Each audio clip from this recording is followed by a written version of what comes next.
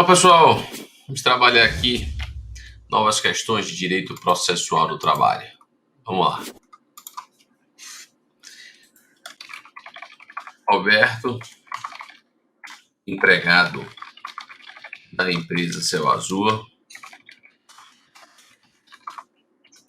após enviar uma mensagem no grupo de WhatsApp da empresa, do qual participavam,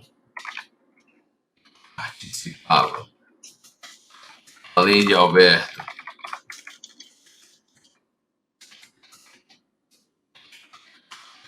todos os demais empregados, sua equipe, seu gerente e seu supervisor. Alberto, empregado da empresa, enviou a mensagem do qual participava, além de Alberto, os demais empregados da equipe, seu gerente e supervisor, descobriu que um print de sua última conversa, na qual questionou a mudança da política de premiações da empresa,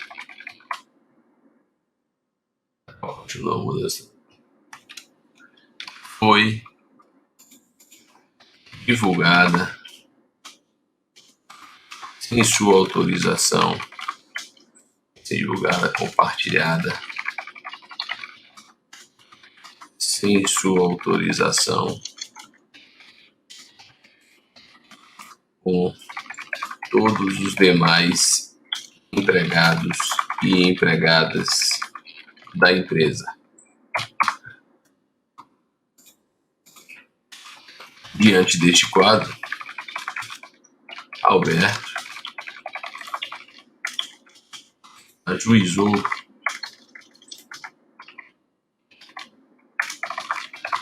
uma ação trabalhista buscando o pagamento de indenização por danos morais, sob o argumento de que teve sua intimidade violada, bem como o sigilo de suas informações. Diante desse quadro, assinale a alternativa correta. Vamos lá. Letra A. A ação em questão não seria de competência, não é de competência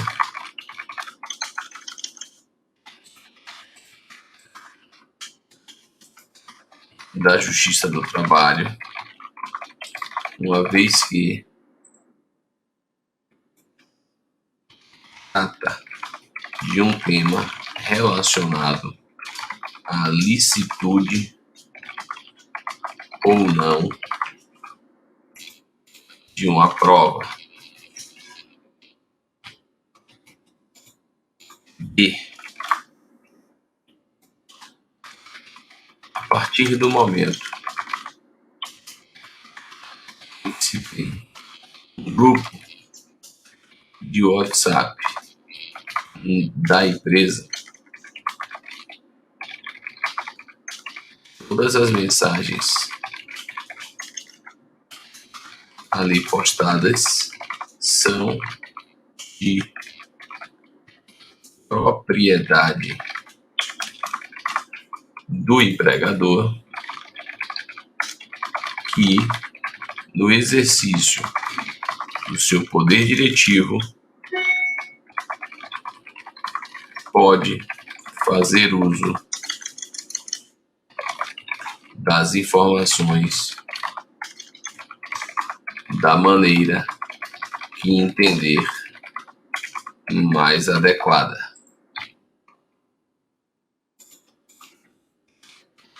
No caso em questão, Não há falar em indenização por danos morais, uma vez que o compartilhamento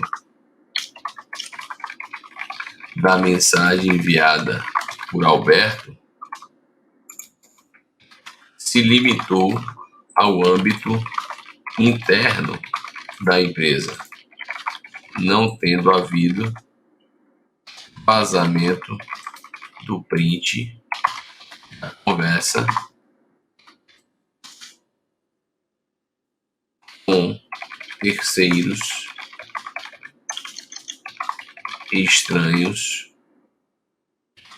ao âmbito empregatício. E caso em questão revela uma violação injustificada e abusiva da mensagem enviada por Alberto, gerando assim o dever de indenizar.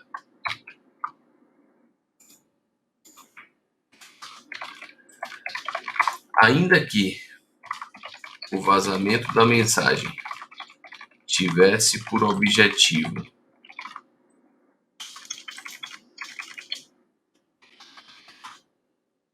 resguardar um direito próprio do receptor, o empregador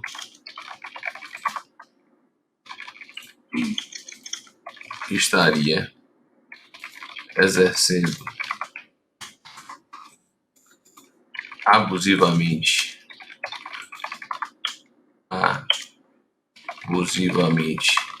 o seu direito, tendo a obrigação de indenizar os danos causados a Alberto.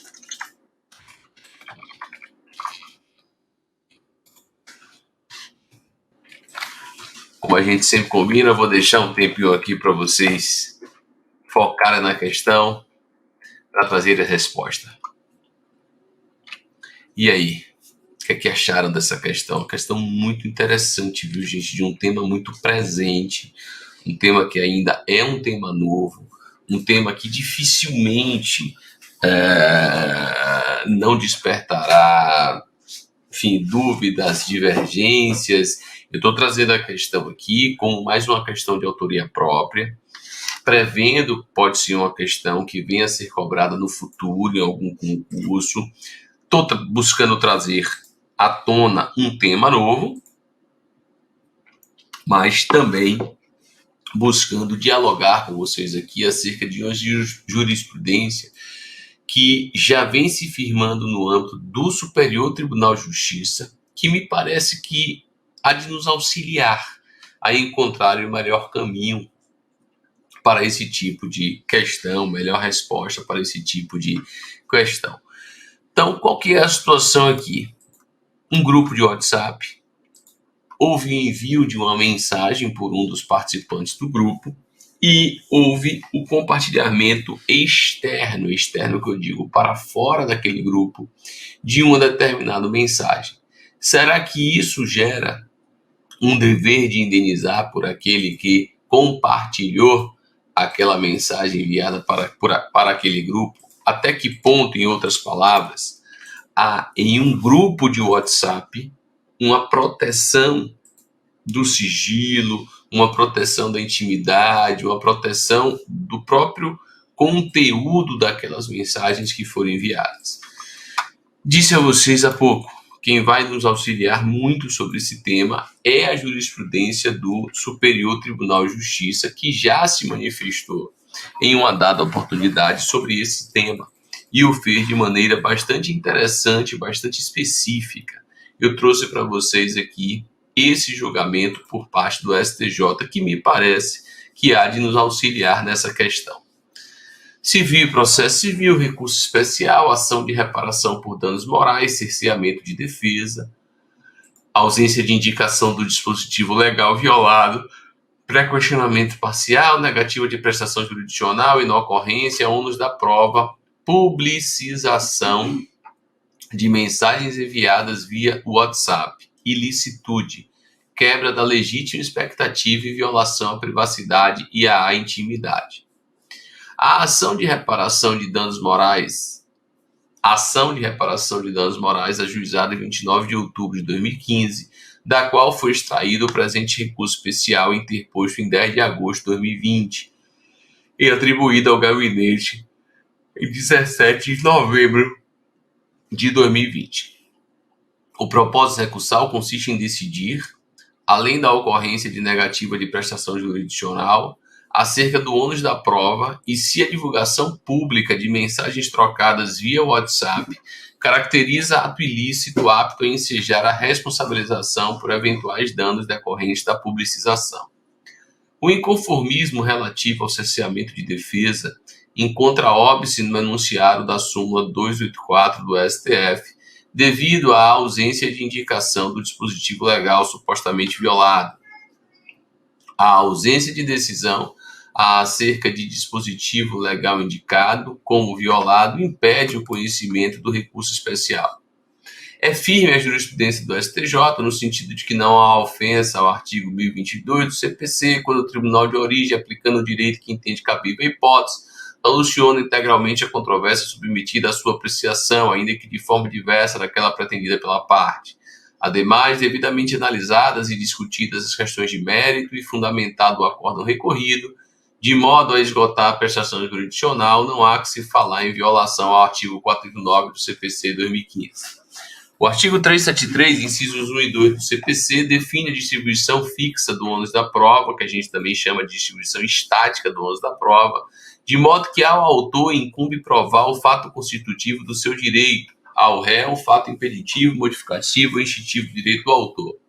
Aplicando-se tal norma à espécie, tem-se que, ao autor, cabia comprovar a divulgação indevida das mensagens trocadas no grupo de WhatsApp e, segundo as instâncias de origem, desse ônus se desincumbiu. Agora, entrando no mérito em si do tema. O sigilo das comunicações é corolário da liberdade de expressão e, em última análise, visa resguardar o direito à intimidade e à privacidade, consagrados nos planos constitucional, artigo 15 e 10 da Constituição, e infraconstitucional, artigos 20 e 21 do Código Civil de 2002. No passado recente, não se cogitava de outras formas de comunicação que não pelo tradicional método das ligações telefônicas. Com o passar dos anos, no entanto, desenvolveu-se a tecnologia digital, o que culminou na criação da internet e, mais recentemente, na rede social WhatsApp, o qual permite a comunicação instantânea entre pessoas localizadas em qualquer lugar do mundo. Nesse cenário, é certo que não só as conversas realizadas via ligação telefônica, como também aquelas travadas através do WhatsApp, são resguardadas pelo sigilo das comunicações. Olha que passagem importante. O qual permeia nesse cenário, é certo que não só as conversas realizadas via ligação telefônica, como também aquelas travadas através do WhatsApp, são resguardadas pelo sigilo das comunicações. Em consequência, terceiros somente podem ter acesso a conversas de WhatsApp mediante consentimento dos participantes ou autorização judicial. Nas hipóteses em que o conteúdo das conversas enviadas via WhatsApp possa, em tese, interessar a terceiros, haverá um conflito entre a liberdade de informação e a privacidade, revelando-se necessária a realização de um juízo de ponderação. Neste aspecto, há que se considerar que as mensagens eletrônicas estão protegidas pelo sigilo em razão de o seu conteúdo ser privado, isto é, restrito aos interlocutores.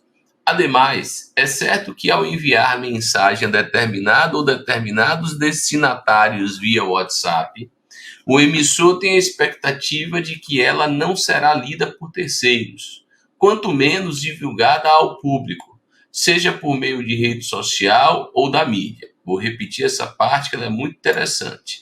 Nesse aspecto, há que se considerar que as mensagens eletrônicas estão protegidas pelo sigilo em razão de o seu conteúdo ser privado, isto é, restrito aos interlocutores. Ademais, é certo que ao enviar a mensagem a determinado ou a determinados destinatários via WhatsApp, o emissor tem a expectativa de que ela não será lida por terceiros, quanto menos divulgada ao público, seja por meio de rede social ou da mídia.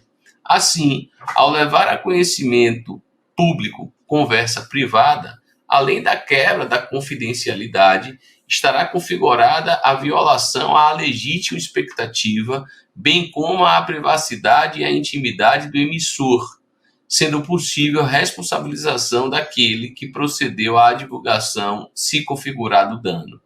A ilicitude da exposição pública de mensagens privadas poderá ser descaracterizada, todavia, quando a exposição das mensagens tiver o propósito de resguardar um direito próprio do receptor. Na espécie, o recorrente divulgou mensagens enviadas pelo recorrido em grupo do WhatsApp sem o objetivo de defender direito próprio, mas com a finalidade de expor as opiniões manifestadas pelo emissor.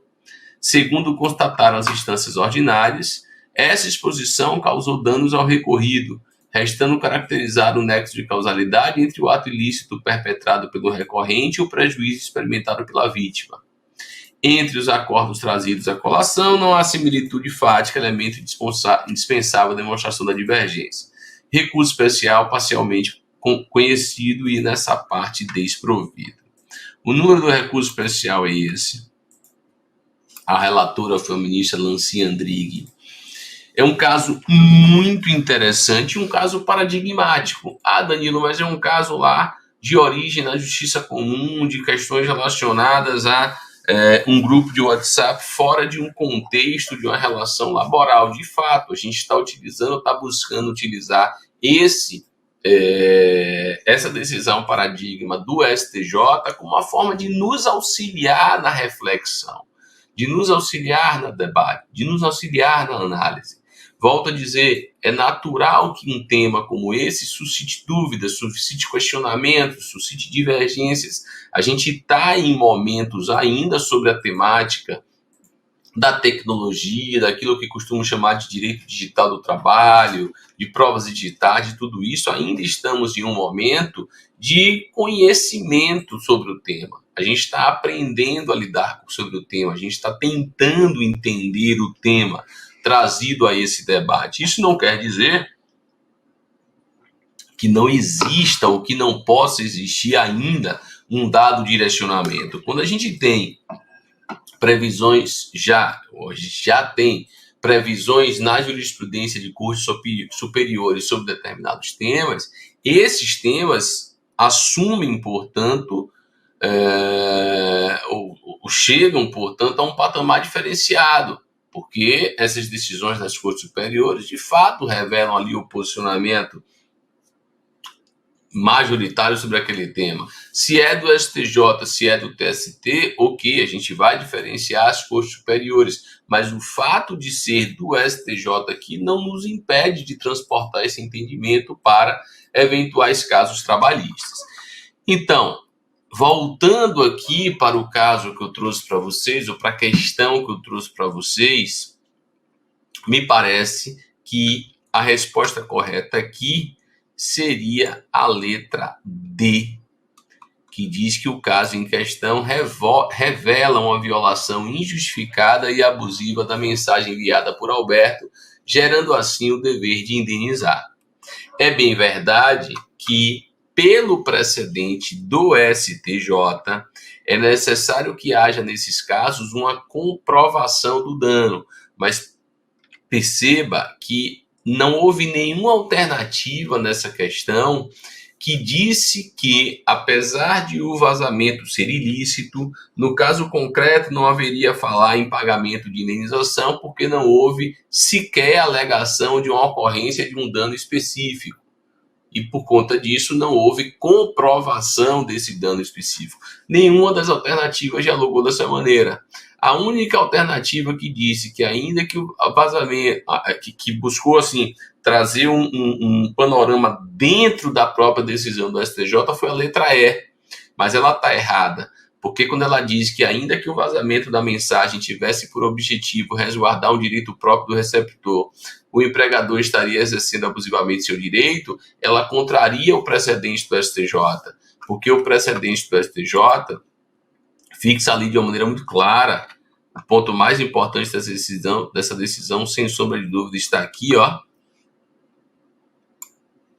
Ele diz aqui, ó: assim, ao levar a conhecimento público conversa privada, além da quebra da confidencialidade, estará configurada a violação à legítima expectativa, bem como à privacidade e à intimidade do emissor, sendo possível a responsabilização daquele que procedeu à divulgação se configurado dano.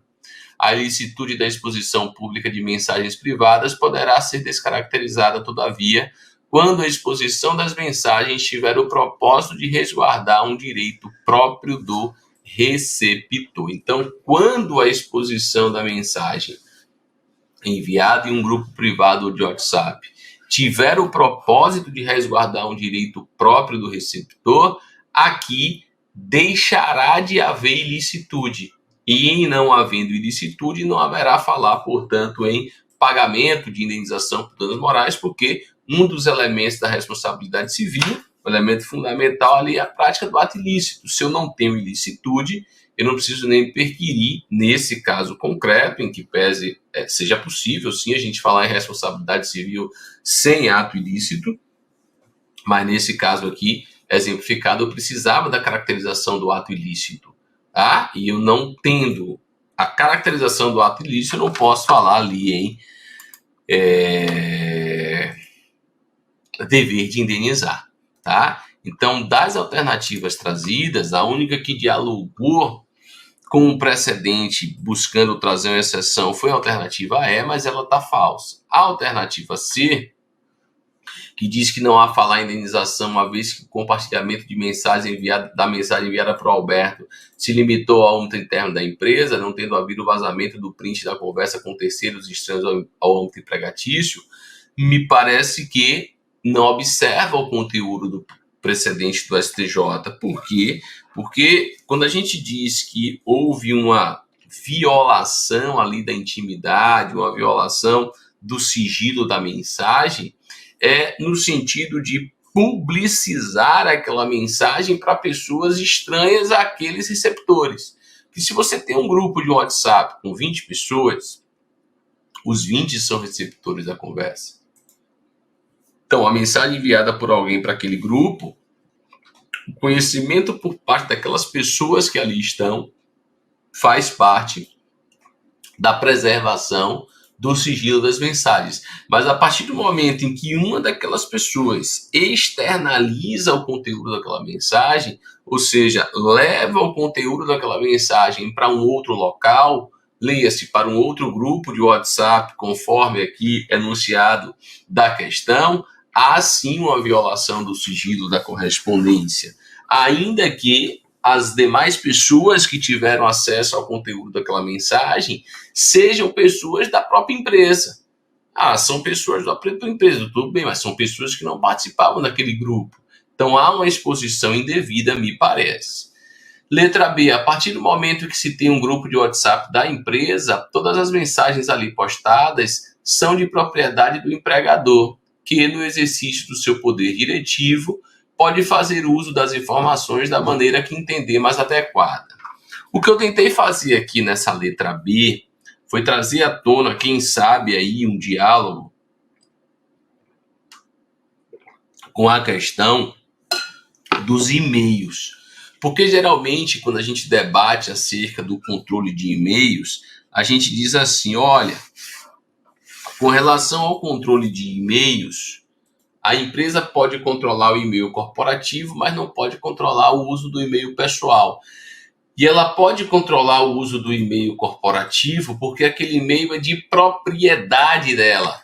Ela é a titular daquele e-mail e, enquanto proprietária daquele e-mail, ela tem que ter a prerrogativa de fiscalizar, inclusive, o conteúdo das mensagens daquele e-mail. Mas não é isso que está em jogo aqui. Eu não estou dizendo se a empresa pode ou não pode, pelo menos a questão não estava buscando saber se a empresa pode ou não pode controlar o conteúdo daquelas mensagens enviadas no grupo de WhatsApp. É óbvio que pode controlar. E, inclusive, já até decisões de tribunais de justiça responsabilizando o administrador de um grupo de WhatsApp por ofensas entre participantes, ou seja, o administrador do grupo de WhatsApp, ele tem uma responsabilidade perante as mensagens enviadas naquele grupo, como uma forma de moderar, como uma forma de limitar, como uma forma de impedir ofensas.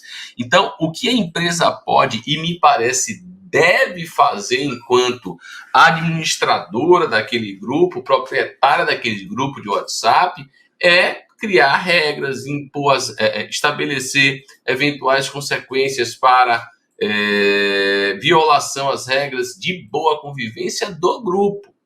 Mas o fato de a empresa ser a proprietária, ser a administradora daquele grupo de WhatsApp, não permite que a empresa, por esse fato, se utilize das informações lançadas naquele grupo perante terceiros, ou seja, transfira para terceiros o conteúdo daquelas informações ali prestadas. Ela pode usar para si, enquanto exercício do poder diretivo perante aquele determinado empregado. Vou dar um exemplo. Será que uma mensagem enviada por um empregado nesse grupo de WhatsApp criado pela empresa, por meio da qual o empregado ofende de caráter absolutamente discriminatório um outro empregado, pode vir a significar uma prova para uma punição àquele empregado que praticou aquela ofensa? Me parece que sim, porque a gente precisa entender que o grupo de WhatsApp já é hoje uma extensão das relações sociais. É uma forma de comunicação.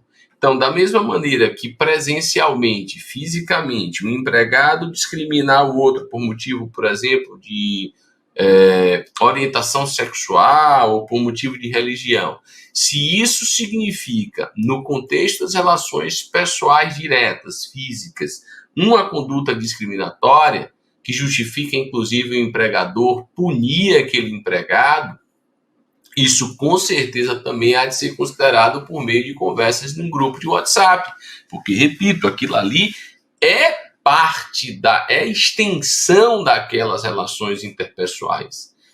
Aquilo ali também compõe o meu ambiente de trabalho. É essa reflexão que a gente precisa ter hoje em dia. Um grupo de WhatsApp, os espaços digitais também compõem um meio ambiente de trabalho. E, como tal, precisam ser preservados.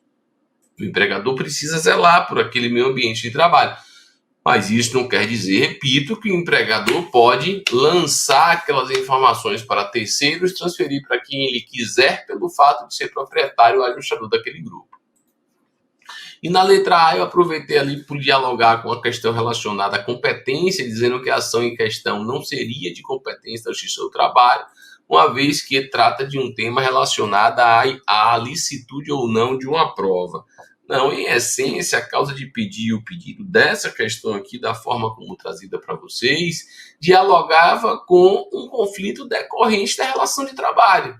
Aquele conflito surgiu pelo fato de Alberto ser empregado da empresa Céu Azul. Ele não está pedindo hora extra, ele não está pedindo FGTS, ele não está... Sim, mas ele está buscando uma reparação por conta de um dano sofrido no contexto daquela relação de emprego. Era um empregado, participante de um grupo de WhatsApp da empresa, que entende que teve um direito seu violado, causando um dano. Um direito relacionado à preservação do sigilo das informações, à sua intimidade, à sua vida privada. Então, por mais que o tema seja novo, esse tema também se inscreve, me parece, na competência da Justiça do trabalho. Vamos nessa.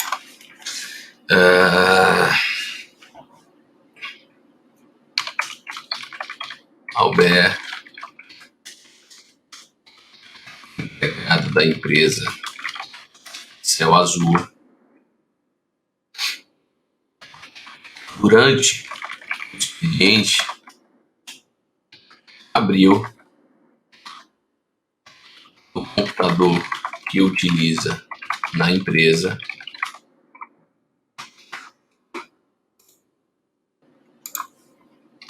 o WhatsApp Web, recurso de compartilhamento, espelhamento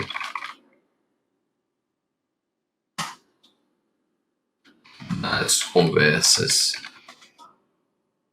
do aplicativo WhatsApp do celular.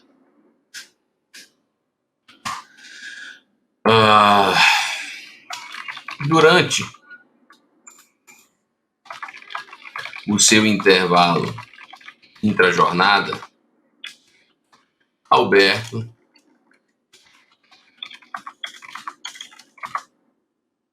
deixou a tela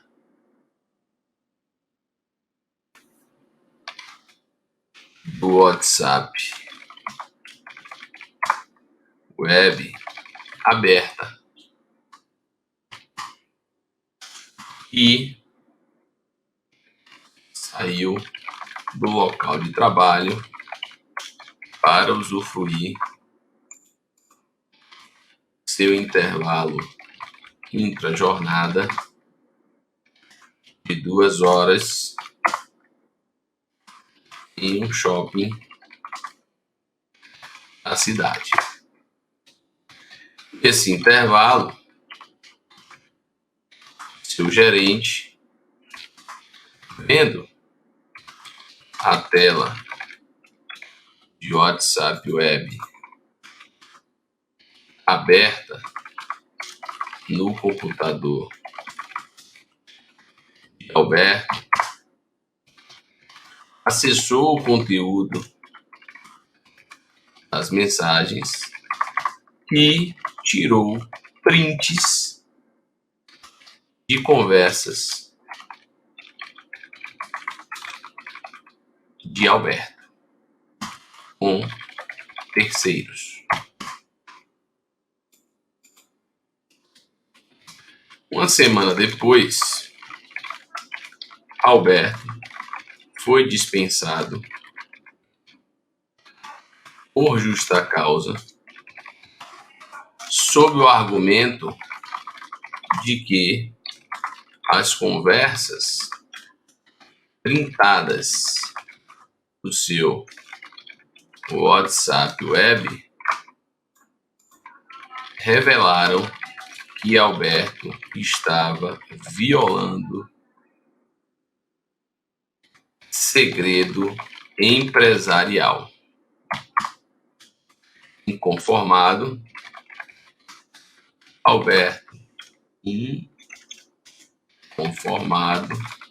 Alberto ajuizou uma ação trabalhista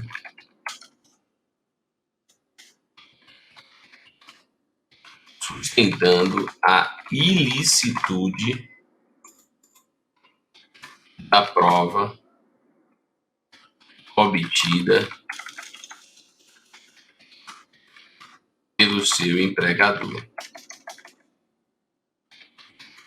e questionando, inclusive, o conteúdo delas, sob o argumento de que foram manipuladas as mensagens com a ocultação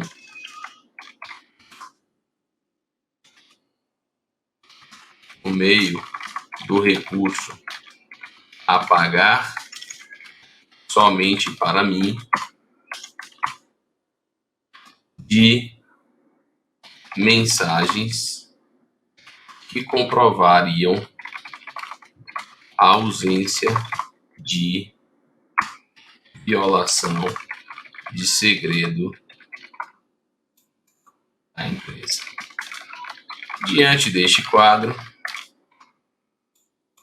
a partir do momento que Alberto usa o WhatsApp Web no computador da empresa, a empresa possui total acesso ao conteúdo das mensagens, sendo, portanto, lícito o print utilizado para dispensa por justa causa. E a ilicitude da prova, no caso concreto, decorre do fato de que o empregador autorizou, ainda que implicitamente, o uso do WhatsApp Web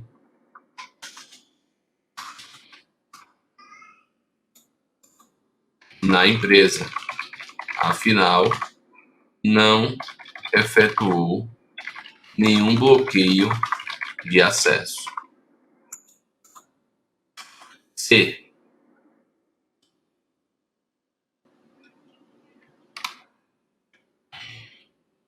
O aplicativo troca de mensagens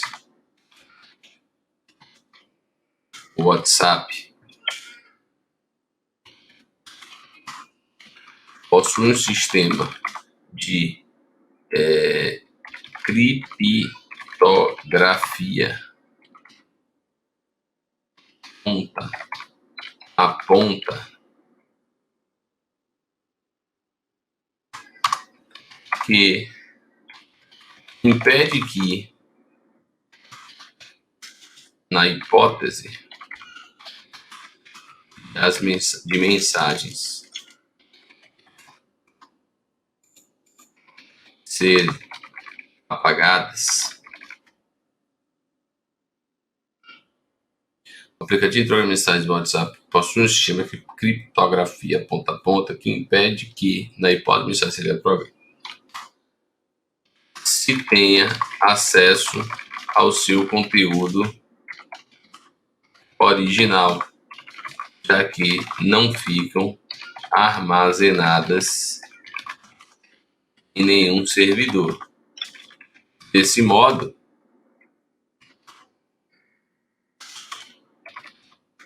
quando o acesso ao WhatsApp Web na máquina de Alberto,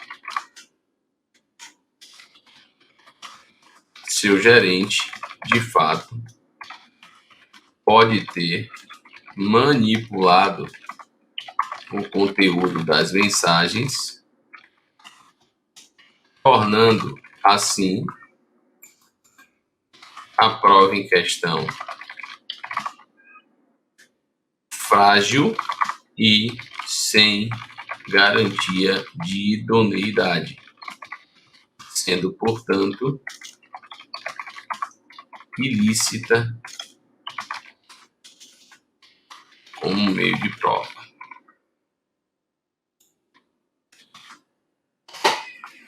Letra D. A prova em questão se reveste de plena ilicitude, já que o acesso ao WhatsApp Web partiu do próprio trabalhador, que, por isso, assume o risco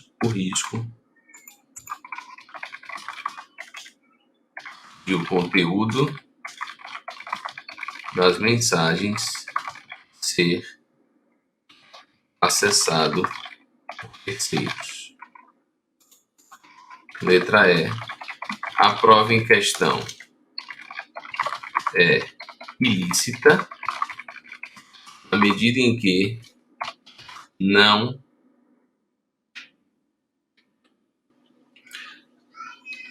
preservou todos os requisitos previstos expressamente na CLT para obtenção de uma prova digital. E aí, aqueles 5 dias que eu sempre dou para vocês para responderem. Pois bem, estamos de volta. E mais uma vez, a gente vai buscar beber na fonte do STJ. Essa questão do uso de prints de WhatsApp Web, ela tem chegado já há alguns anos no STJ, é verdade, em matéria de processo penal, ou seja, utilização de um print de WhatsApp Web no inquérito penal e discussão acerca da licitude ou não dessa prova, que eu quero chamar a atenção.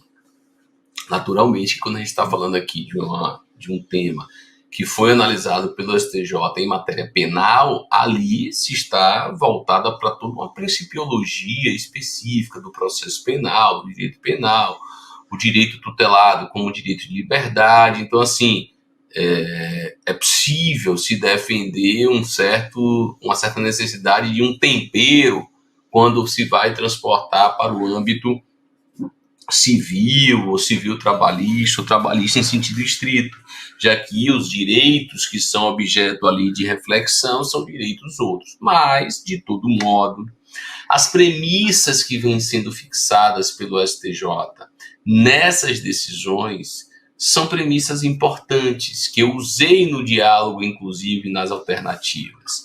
Vejam aqui essa decisão tomada pelo STJ em um caso, repito, de natureza penal, mais um que chegou à corte. Olha um trecho dessa decisão. Tanto no aplicativo quanto no navegador, é possível com total liberdade o envio de novas mensagens e a exclusão de mensagens antigas, registradas antes do emparelhamento, ou recentes, registradas após. Tenham elas sido enviadas pelo usuário, tenham elas sido recebidas de algum contato. Eventual exclusão de mensagem enviada na opção apagar somente para mim, ou de mensagem recebida em qualquer caso, não deixa absolutamente nenhum vestígio, seja no aplicativo, seja no computador emparelhado, e por conseguinte, não pode jamais ser recuperada para efeitos de prova em processo penal, tendo em vista que a própria empresa disponibilizadora do serviço, em razão da tecnologia de encriptação ponta a ponta, não armazena em nenhum servidor o conteúdo das conversas dos usuários. Isso aqui é um trecho da decisão que justifica, assim, é o principal fundamento utilizado pela decisão para se justificar a ilicitude dessa prova. Assim vem entendendo o STJ, pela ilicitude desses prints extraídos de mensagens de WhatsApp, principalmente nesses casos ali, quando você tem no inquérito penal, você tem a apreensão, por exemplo, de um telefone celular, você tem ali a apreensão de um telefone celular, o compartilhamento do WhatsApp do computador e se devolve ali o telefone celular, enfim, em outras palavras, o que é que o STJ está dizendo? Não há como confirmar a veracidade daquele conjunto de mensagens. Porque imagina, né? Se eu posso apagar e não deixar vestígios do que eu apaguei, eu posso tranquilamente alterar o conteúdo daquela mensagem. Porque tem uma questão muito interessante, gente, que diz assim, texto sem contexto é pretexto. Então, vejam, Imaginemos que a pessoa A mandou uma série de mensagens para a pessoa B, e a pessoa B responde com algumas mensagens, esse conjunto de mensagens enviadas pela pessoa A, e depois são apagadas as mensagens enviadas pela pessoa A e só tem a mensagem da pessoa B. Ou seja, pode se alterar completamente o contexto daquelas mensagens enviadas, o sentido daquela conversa, e por via de consequência não se há como garantir a idoneidade daquelas mensagens. Por isso que quando eu transportei aqui para um caso trabalhista e trouxe à tona aqui, eu até trouxe, tá vendo, no próprio enunciado, essa circunstância do apagar somente para mim. Eu disse ali o quê? Que ele deixou o WhatsApp aberto, depois o seu gerente fez um print de conversas de Alberto com terceiros, depois usou isso para dizer que ele estava violando o segredo de empresa. Me parece aqui que a resposta correta nessa questão seria a letra C. A letra C é a que mais dialoga, me parece, com essa jurisprudência do Superior Tribunal de Justiça sobre o tema. O aplicativo de troca de mensagens WhatsApp possui um sistema de criptografia ponta a ponta que impede que, na hipótese de mensagens serem apagadas, se tenha acesso ao seu conteúdo original, já que não ficam armazenadas em nenhum servidor. Desse modo, quando acessa o WhatsApp App da máquina de Alberto, seu gerente de fato pode ter manipulado o conteúdo das mensagens, tornando assim a prova em questão frágil e sem garantia de idoneidade, sendo, portanto, ilícita como meio de prova. Danilo, essa conclusão que você chega é única, é indiscutível, de jeito algum. Tem precedente específico no TST sobre o tema? Ainda não. Tanto é que o diálogo que fiz e que promovi foi com a jurisprudência do STJ. Eu estou trazendo aqui para a gente pensar fora da casinha, para a gente pensar algo a mais, para a gente pensar mais à frente, para a gente saber que a gente vai se deparar com isso na Justiça do Trabalho, no processo do trabalho e em questões cobradas em matéria trabalhista. Foi essa aqui a minha intenção a trazer e elaborar esse caso concreto aqui para vocês. Vamos lá. Mais uma questão. Alberto, empregado da empresa Céu Azul,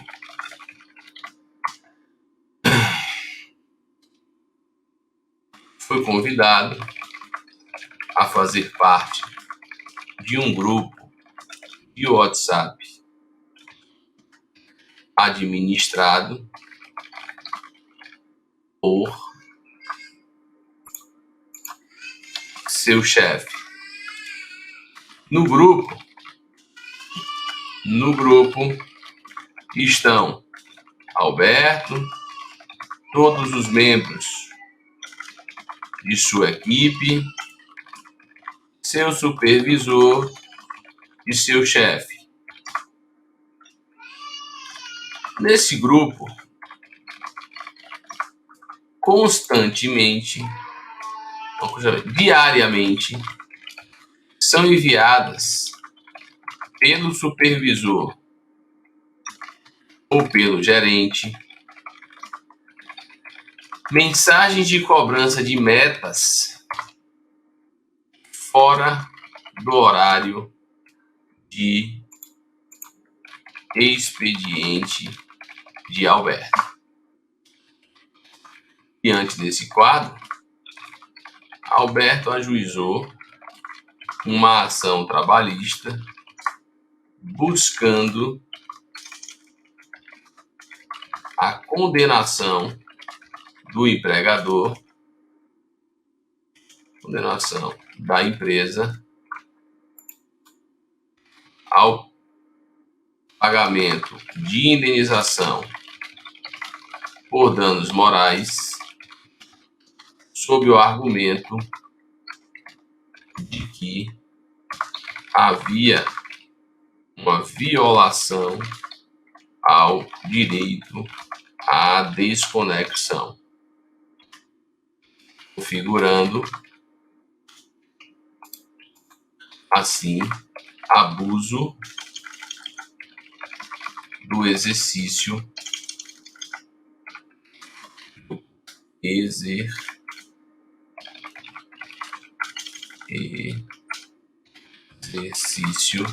do poder diretivo pelo empregador. Diante desse quadro, assinale a alternativa correta. A.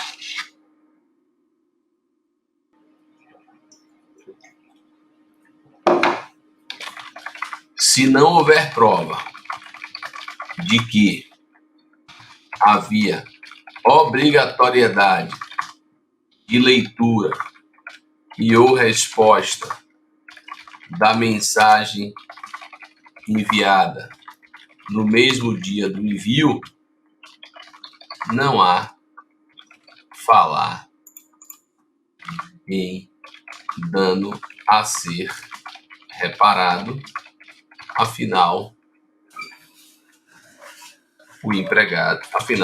Alberto poderia deixar para ler suas mensagens apenas quando do seu expediente. B. A partir do momento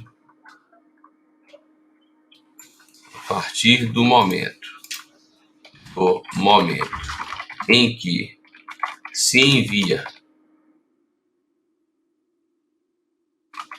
fora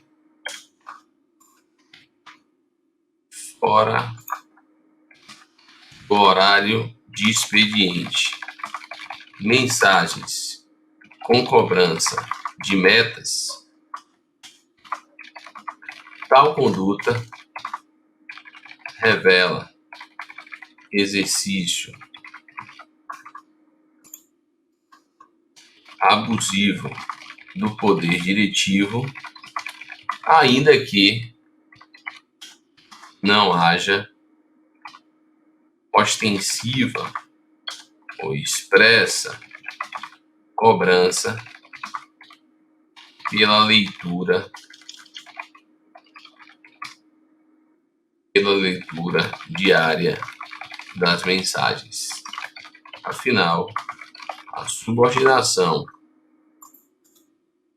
jurídica inerente ao contrato de emprego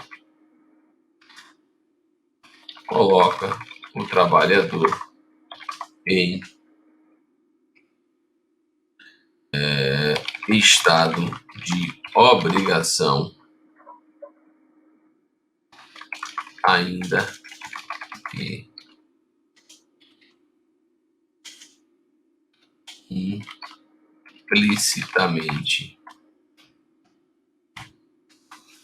implicitamente. C. O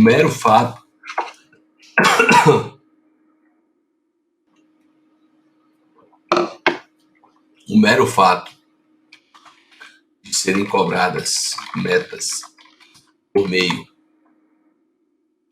do envio de mensagens por WhatsApp não gera dever de indenizar, sendo requisito essencial que haja comprovação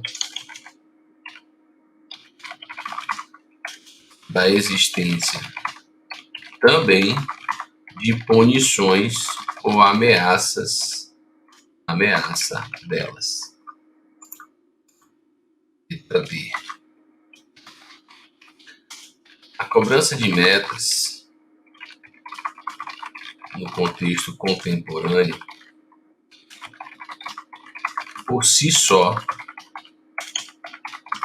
revela a prática do assédio moral organizacional passível de indenização.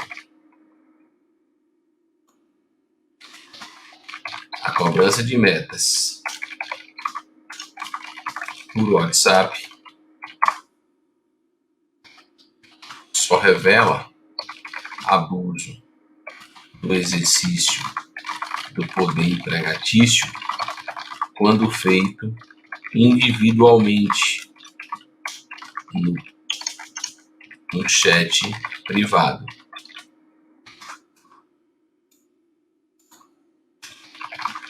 Quando feita em grupo,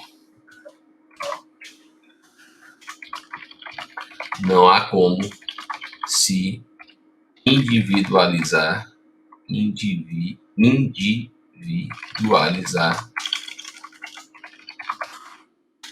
a cobrança e, por isso, o alegado dano.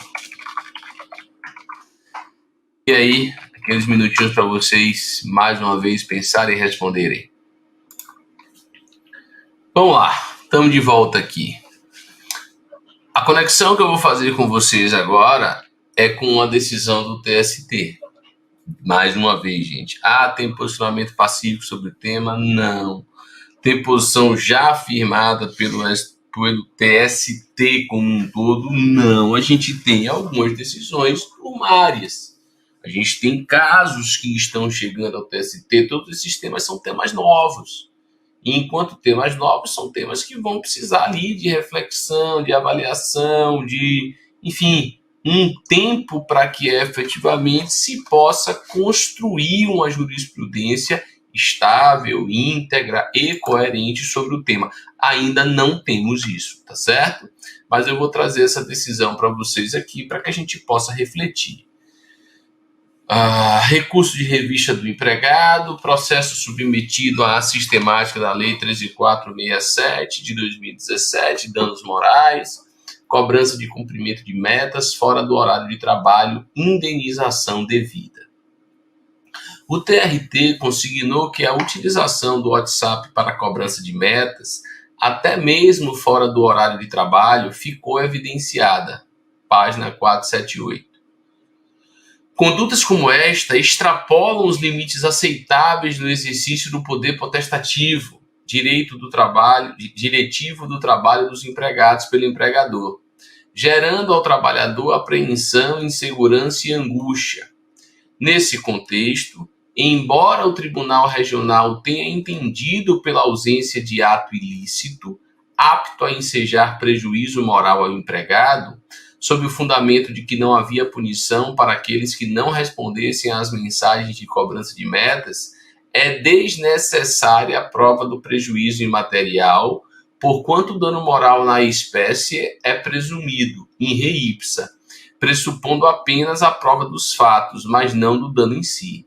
Recurso de revista conhecido por divergência jurisprudencial e provido. Essa foi uma decisão da terceira turma do TST sobre o tema. Uma decisão que ela é muito clara quando ela diz que o mero fato de serem cobradas metas fora do horário de expediente gera um dano moral in re ipsa, ou seja, um dano moral presumido. Posição da terceira turma sobre o tema.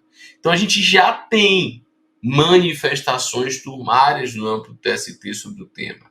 Por isso que nessa questão e da forma que eu trouxe para vocês aqui, a letra correta me parece que deveria ser aqui, a letra B.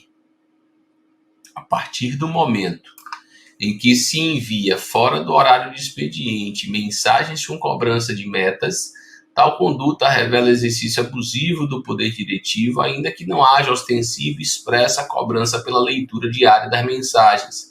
Afinal, a subordinação jurídica inerente ao contrato de emprego coloca o trabalhador em estado de obrigação, ainda que implicitamente. Isso é uma verdade, não há como negar isso. Danilo, por que a letra D seria falsa? A letra D seria falsa porque o entendimento é justamente o contrário. A cobrança de metas por si só não revela nenhum ato ilícito. Cobrar metas é possível, é lícita a cobrança de metas. A ilicitude está na forma de cobrança. Seriam também falsas as letras A, a letra C e a letra E. A letra C porque o próprio acórdão deixa claro o mero fato de não existir punição ou ameaça delas, não afasta a caracterização do ilícito. A letra D, já pontuei que é falsa. A letra E seria falsa porque, ainda que ocorrendo dentro de um grupo e não necessariamente no chat privado, é possível sim a caracterização de um dano moral aqui passível de indenização. E a letra A também é falsa porque, ainda que não haja uma obrigatoriedade de leitura ou de resposta diária, isso pode caracterizar sim um dano moral passível de indenização. Porque imagina, né? Aquela situação já relatada, e outra alternativa aqui da subordinação. Pô, é enviada a mensagem do grupo de WhatsApp, o trabalhador numa condição de vulnerabilidade, de hipossuficiência, naturalmente ele se vê obrigado a se manifestar.